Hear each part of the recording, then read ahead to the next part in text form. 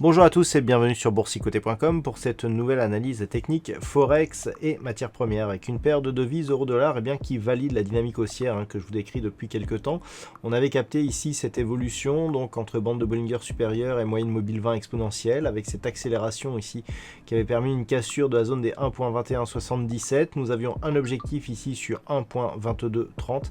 Et bien cet objectif a été cassé à la hausse. On l'a dans un premier temps testé avant ici de valider la rupture de ce mouvement. Donc clairement ici on est dans une phase de poursuite avec une prochaine zone de résistance qui se situe assez loin puisque d'un point de vue moyen terme la prochaine zone de résistance elle se situe ici sur 1.25. On a une zone un peu plus proche à 1.2397 mais c'est une zone intermédiaire, donc clairement on est ici sur une dynamique haussière donc qui se confirme et qui d'un point de vue daily nous indique que nous sommes toujours dans cette tendance de fond après le point bas ici qui avait été touché durant la crise du Covid pendant le mois de mars ici 2020.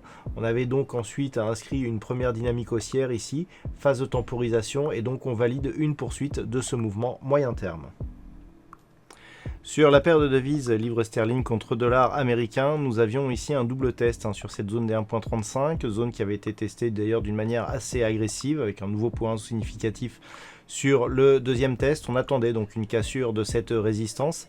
Cette cassure est intervenue aujourd'hui avec une nouvelle accélération haussière dont l'objectif se situe désormais sur la zone ici des 1.3656, ce qui valide là aussi donc la poursuite du mouvement haussier moyen terme sur cette paire de devises, bien aidée par la baisse générale de la monnaie dollar américain.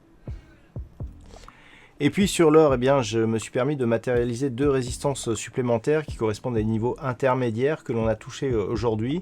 Donc on a validé ici une rupture haussière des 1850 $ à l'once pour venir chercher ici une zone à 1894 qui avait déjà été point haut significatif ici durant le mois de novembre. Donc cette configuration valide la reprise de la dynamique haussière ici. On avait détecté donc cette attaque sur la bande de Bollinger supérieure, un petit contact ici sur la moyenne mobile 20 exponentielle et puis on a validé une poursuite du mouvement en direction donc de cette résistance. Donc on est clairement ici dans une possible reprise de la dynamique haussière, un petit peu comme sur le câble. Nous avons une évolution qui est bien aidée ici par la baisse du dollar américain. Donc ce contact ici n'est peut-être qu'une étape vers une possible poursuite de ce mouvement, sachant qu'en cas de rupture, le prochain objectif se situe ici à 1960 $ l'once.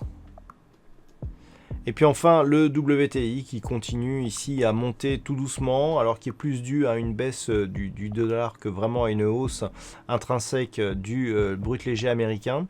On a toutefois une dynamique qui évolue bien ici au-dessus de la moyenne mobile 20 exponentielle. Nous avons des contacts répétés sur la bande de Bollinger supérieure avec donc un mouvement qui devient assez régulier ici, dont le prochain objectif ici se situe sur la zone moyen terme ici des 51 $ le baril. Donc ce niveau est accessible mais sur un horizon de temps un peu plus éloigné. Nous avons pour l'instant une dynamique relativement faible, quoique régulière, mais en tout cas qui devrait nous emmener vers cette zone d'ici quelques jours, voire quelques semaines.